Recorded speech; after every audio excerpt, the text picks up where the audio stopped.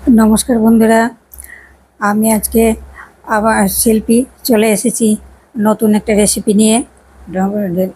জিনিসটা কমন হলেও ধরনটা একটু আলাদা। সেই রেসিপি হচ্ছে ছুটির দিনের জলখাবার, সকালের জলখাবারের জন্য লুচি। লুচিটার নাম দিয়েছি আমি রামধনু লুচি। আমার রামধনু লুচি দেওয়ার কারণ আছে। তো বন্ধুদের কাছে অনুরোধ রইল ভিডিওটি পুরো দেখার জন্য। আর যদি একটু ভালো লেগে থাকে আমার প্রণালীটা, তাহলে একটা লাইক দেবেন, একটা পারলে শেয়ার করবেন, কমেন্ট করবেন। আর চ্যানেলটা সাবস্ক্রাইব করলে একটু উৎসাহিত হব, এটুকুই আপনাদের কাছে অনুরোধ। আমি ময়াম দিয়ে মেখে 10 মিনিট আগে ঢেকে রেখে দিয়েছিলাম। সেই ময়দাটা এখন আমি বের করে, ঢাকনা থেকে বের করে কয়েকটা লেচি কেটে নিলাম। রামধনু লুচি নাম দিয়েছি এই কারণে। আমি এখানে 6টা লেচি কেটেছি, 6 রকমের রং দিয়েছি, 7 রকম আর করিনি, একটু লেচিগুলো ছোট হয়ে যেত তাই। তো 6টা রং কালার দিয়ে আমি লেচিগুলো তৈরি করে নিয়েছি। প্রত্যেকটা আমি বেলে নিচ্ছি। এই ইউনিকভাবে রংটা হয়নি, রংটা দেখুন ছড়ানো ছিটানোভাবে আছে। তাই রামধনু রংটা যেমন একটু থাকে ওই রকমভাবেই আমি রঙগুলো মিশিয়েছি। তো আমি 6টা লুচি আগে বেলে নেব। পরপর করে আমার লুচিগুলো পরপর করে প্রথমে খুব একটা বড় করে বেলছি না বা পাতলা করে বেলছি না, আর লেচিগুলো একটু বড় বড়ই আছে। এরকম আমি লেচিগুলো বেলা মোটামুটি আমার কমপ্লিট। এবার একটার উপর একটা দেখুন প্রত্যেকটার কালার কিন্তু আলাদা।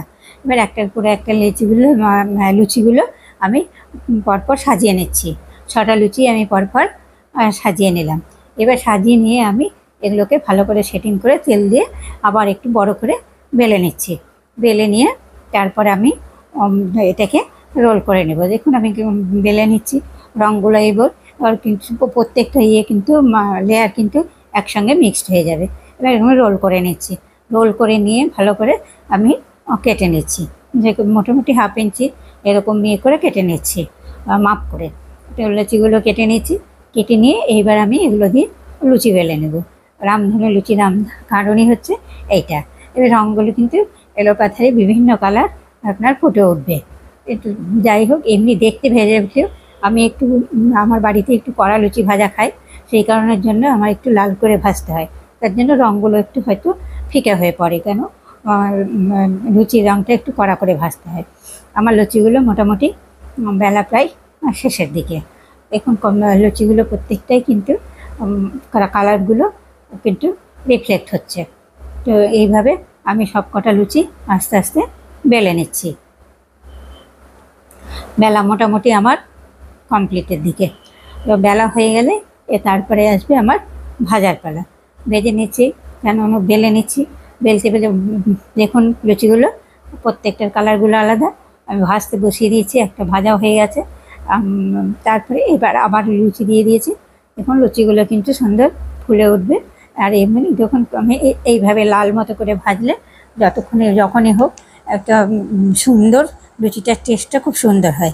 আর এই ধরনের লুচি আমার বাড়িতে খেতে ভালোবাসে। যদি ভিতর সাদা থাকে বা একটু ভিতরটা কাঁচা কাঁচা ভাব লাগে মনে হয়, তাহলে কেউ পছন্দ করে না। সেই কারণে আমাকে লাল করেই ভাজতে হয়। রামধনু লুচি নাম দেওয়ার কারণটা বুঝতে পারছি তো, লুচিগুলোর মধ্যে কালারগুলো কেমন ফুটে উঠছে, বিভিন্ন রকমের কালার। সেই কারণে এই লুচিটা এবার বাড়ির লোককে আমি একটু ছুটির দিনে পরিবেশন করলাম। ছুটির দিনে একটু অন্যরকমভাবে খেতে প্রত্যেকেই পছন্দ করে, আমিও তাই চেষ্টা করি বাড়ির লোককে কিছু একটু নতুনভাবে তাদেরকে পরিবেশন করার। আমার এটা আজকের শখ না, আজকে আমি আপনাদেরকে দেখাচ্ছি। এটা আমার সব বহু পুরনো। আমার 33 বছর সংসারের 30 বছর আগের থেকেই আমি এই ধরনের বিভিন্নভাবেই ছেলেদেরকে স্বামীকে খাইয়ে থাকি। লুচিগুলো আমার খাওয়া হয়েছে। পরিবেশন ভিডিওটি দেখার জন্য ধন্যবাদ। আসছি।